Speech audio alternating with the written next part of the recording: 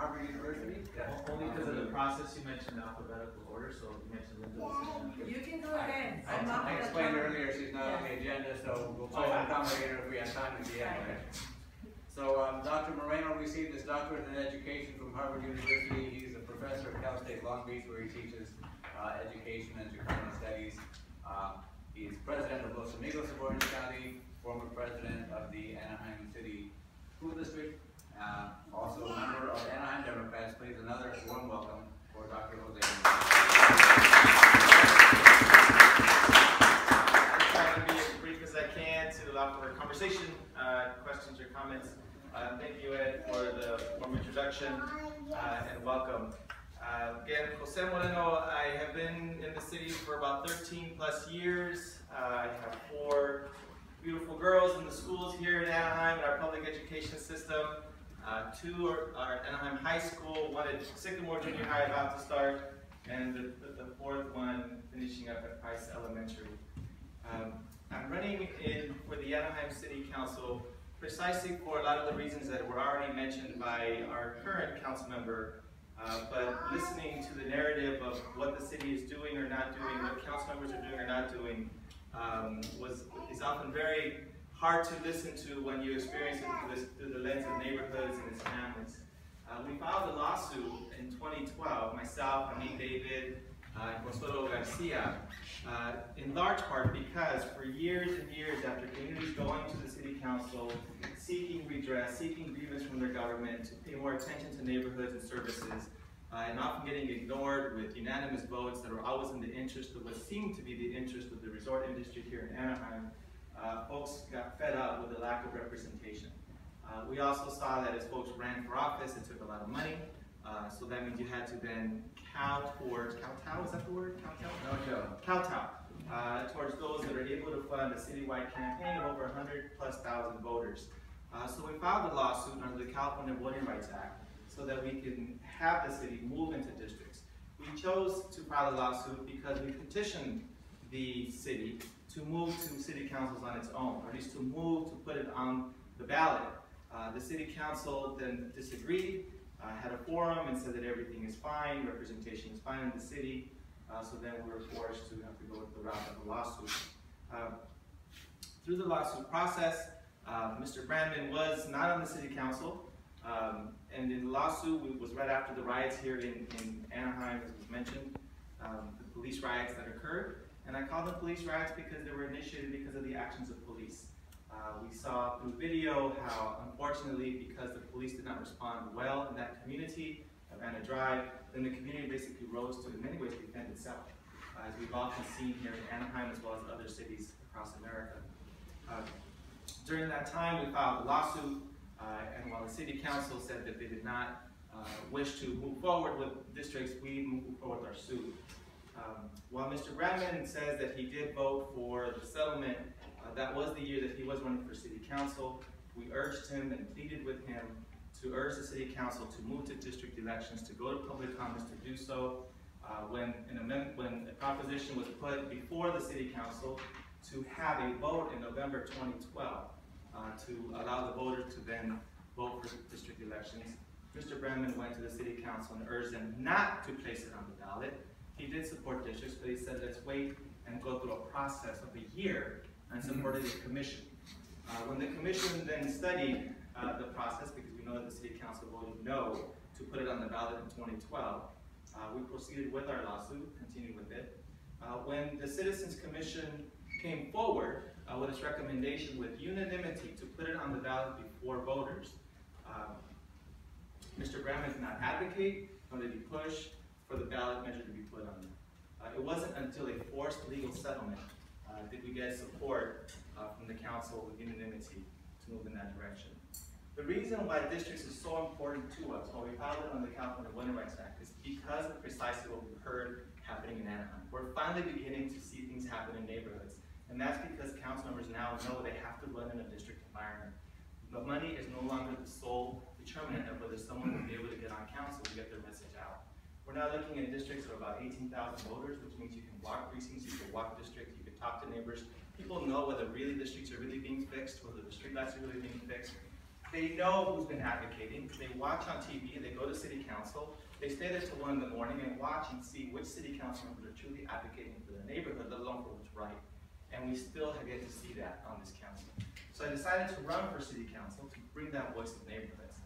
We see now that Disney, along with other resort interests, have come forward with more subsidies and more corporate giveaways. It is a giveaway.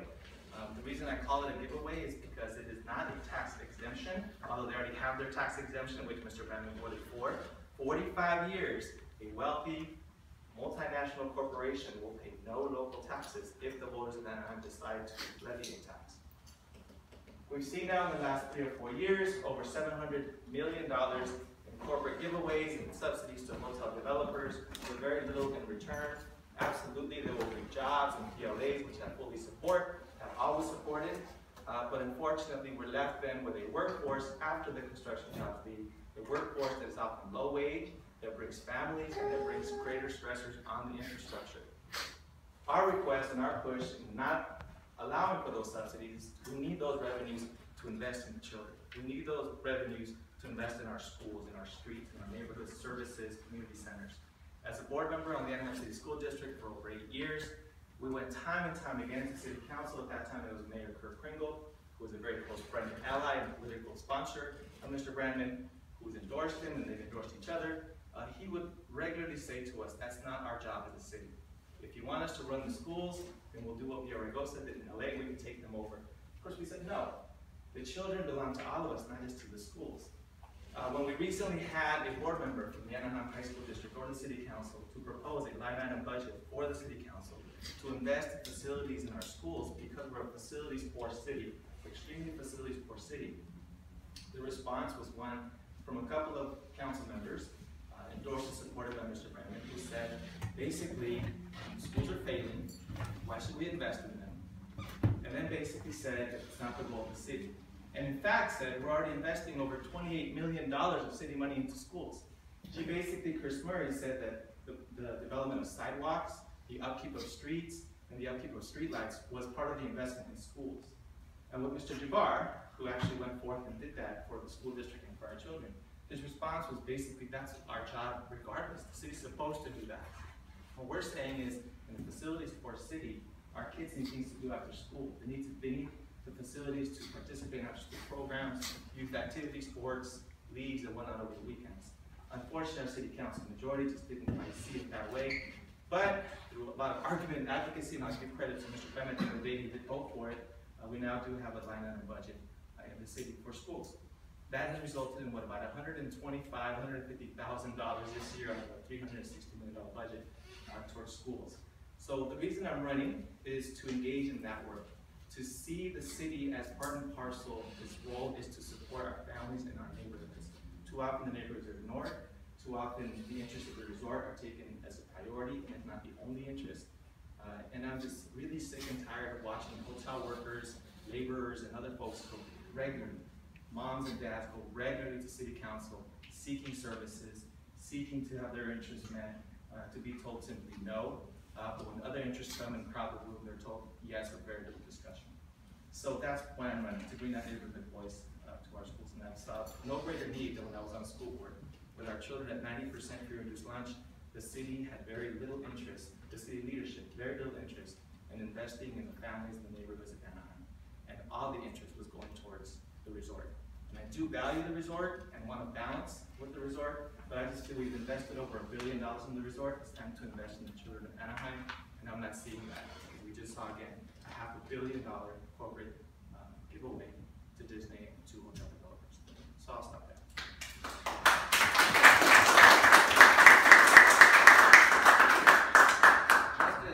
How do you answer the charge that you're using this position on the Anaheim City Council to run for a higher office? Say the state assembly, because Tom Daly can't live forever. I don't know how you answer that charge other than just a track record. I've not opened any committees for any other office. I'm not bringing in committee money from any other office. Our opponent, our primary, most funded opponent in this race, has transferred money from a congressional campaign, Mr. Brandman, to a city council campaign, so one has to wonder, is really the interest serving on council? I don't have a record of jumping from office to office. Mr. Brandman ran and asked the voters to elect him to the school board. Within a year of being elected to a 4-year term, he announced the candidacy for city council and opening a committee for that. I don't have that. I don't think the other candidate in the Lovatos has that kind of track record. So I think the only way I can answer that is look at the track record. I served my full 8 years on the school board. I chose not to run for re-election because I felt 8 years was enough. But when I saw what the options were in 2014 in terms of council, I thought through who do I want to vote for? And if you don't see someone you want to vote for on the ballot, then you step up. So I decided to step up. But I also saw that this is going to be the first historic by-district election in Anaheim. I was also very concerned of how the city council and the city staff would move forward, whether they would move forward in an honest and transparent way in the development of maps and boundaries. I did not want to see our maps getting gerrymandered. I worked very closely with Arturo and other folks to make sure with OCOR that our map was not gerrymandered. Unfortunately, as was highlighted earlier, people spent a lot of time on that map, on those maps. And my voice is cracking because I get really upset when I think about it, of how much time was spent in developing that map. Over 1,700 people participated, over 17 meetings, public hearings here and there, a first public hearing with a unanimous vote by the council, and then for someone to come back and say, never mind, forcing regular folks, moms, dads, workers, laborers, kids to have to go to meetings after meetings to fight for a map that they really struggled for was just really wrong. So that's why Can I just add to that, that even the stenographer that did the mapping, Justin, and he had said that with San Diego, he never had an experience like Anaheim, that Anaheim is so enthusiastic, where a city the size of San Diego did not even put that much emphasis. And this was a map that was, that LULAC and all the other civil rights organizations, as well, both local and regional and national, agreed it's a good map. They didn't say it was a perfect map, but they said it was a good map. Everybody went to the commission and said that to the judges. That's why they approved it unanimously. So to have anybody say anything other than they just didn't like the way the map looked for their own political purposes, that was really what we saw happening, and that was so frustrating. And that's what, when I saw again the options of who's running in District 3, I feel compelled to run for office because I just am really tired of dishonesty, of lack of transparency, and backroom deals being done by our council for special interests of our corporate interests here in Anaheim. So that's why I'm running precisely for that. I don't have any other interest other than that of Anaheim, and in particular for this race, District 3. Okay, I have a question about STRs for you as well. And this is basically just to give us a sense of how you might govern in comparison to Mr. Brandman. He's outlined what he did in terms of due diligence in presenting the STR policy without a cap on STRs, et cetera, based on a staff recommendation from somebody that the existing law didn't apply. You heard Tim give a long response to it. I wanted to invite you to give general responses to that response, first of all, but also specifically to tell us what you think you would have done differently if it had been you on the chair rather than him figuring out how to deal with the STR problems that were growing at that time. Well, first off is a level of consistency is what I would try to apply to how I engage both the public, but also staff and policy and budget issues. On one hand, as I just said, we came out of a gerrymandering attempt by the map because it wasn't just, I'm not comfortable with this map. Mr. Brandman also proposed a map that the community said is just not at all viable for the multiple arrays of ideas that people had about how to bring communities together. And so when that didn't fly, then he kind of came back. But coming out of that, after a year-long process, actually 3-year-long process of community engagement, to just so cavalierly throw that to the side and say, I know what's best, because I'm looking at data that nobody else can look at, that nobody else can verify, was quite a slap in the face to our community.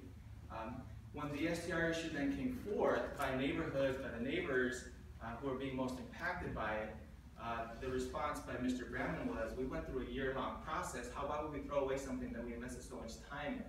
So on one hand, he was so quick to throw away a process around voting rights, but very, very staunch to keep a process that he himself felt he was part of. And a reminder that the proposal made by Mr. Brandman that night on just simply a moratorium, people just said, let's just stop. They didn't say ban that night. They were just saying, let's just stop.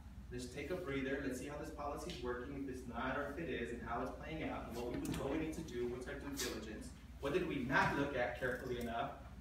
The mayor himself was saying that he felt, you know what, I made a mistake on that. Remember, the regulations were passed 5-0, right? It was a unanimous vote. Not a lot of people really were paying close attention. The response by Mr. Brandman was to do a moratorium on the moratorium. He said, let's table this, let's hold off, and let's think about whether we need to do a moratorium. And a moratorium really does no harm. It just simply says, stop the clock, right? Stop the clock. What a moratorium on the moratorium would have done was it would have allowed more folks who are interested in STRs to submit their applications to be approved, which then would have been grandfathered in under the current policy. And we were just simply saying, let's stop the expansion, so let's do a moratorium. Don't let any new applications come in. That's what the moratorium sought to do. And the argument was, let's extend it another 2 weeks, which makes no sense if you're already concerned about the policy. So what I would have done differently is just simply been much more diligent, certainly more engaged in neighborhoods, and not just judge it by my own experience with the backyard STR. I would have spoken to more neighborhoods. I would have had more regular meetings in the community, which is another reason why district elections are so important. While I was in the school board, and certainly when I won campaigns, they go out and do cafecitos, what we're doing, community meetings, talking to neighborhoods about what are the issues that they're most interested in, where might we align or not align in, and what do I need to think about. I continued to do that while I was in the school board. I'm certainly doing that now in the campaign, and we'll continue to do that as an elected official. We don't see that happening with our current city council. They don't do that. Our current council member does not talk to people in District 3 more broadly. He doesn't make himself available. As a resident, as a member of a community of Los Amigos, as a school board member, I would reach out regularly to our city council, including Mr. Brandman, saying, can we talk about this? The only way to get these folks to a meeting is if somebody else, like an Ernesto Medrano or Disney, or somebody calls them and says, you need to go to this meeting. So I think for me, the pay-to-play politics has to stop, right? The relational politics, I only play with people at the top, has to stop. And that's the promise of district elections. STR was the issue that more than any other showed how grassroots efforts can really showcase and or put the spotlight on the lack of a grassroots connection to our communities. Mr. Jabbar brought up a concern, I think, across the state, which we don't have adequate, the cities have basically abandoned since the 60s or 70s, adequate park facilities, after school facilities. And if you were tomorrow to get on the city council, and you've already stated that the revenue streams that might have gone to the city because of whatever the majority is, how would you select an earmark for pork and barrel, or like we do in Washington, make sure that there's funds that go to programs that affect youth? Because youth is, this is the second largest youth city in the nation. Right. How would you provide that income stream? If those have already been blocked for 45 years or 10 years, or those are, where would you convert the, because the schools don't have the ability, like cities, to tax or sales tax. What would you do? Well, that's why our going to public comments for us, Art, as you know, are so critical in our engagement. Is we go to City Council saying, look, this is what we need. So as you consider these giveaways, as you consider these future tax rates and 45-year tax exemption of multi-billion-dollar corporations, our city will have a need. It currently has a need, but will have an even greater need. What's your plan to make sure that happens? We receive nothing. There's nothing in the projections or in the plans about how do you mitigate for a low-wage, low-income workforce.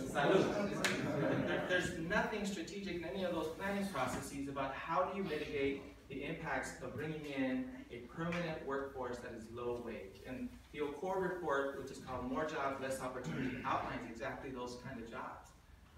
As part of the issue that we're talking about the two. How do you provide my children and Jabbar? So moving forward, Al Jabbar came forward with a line item budget. It has to be part of the budget process in and of itself, not just out of the generosity but the magnanimity of the city council. City councils have to see kids not just as, oh, that's the school's responsibility, it's our responsibility too, right? So that's one, Art. Second is investing more with our business partners and with better negotiations.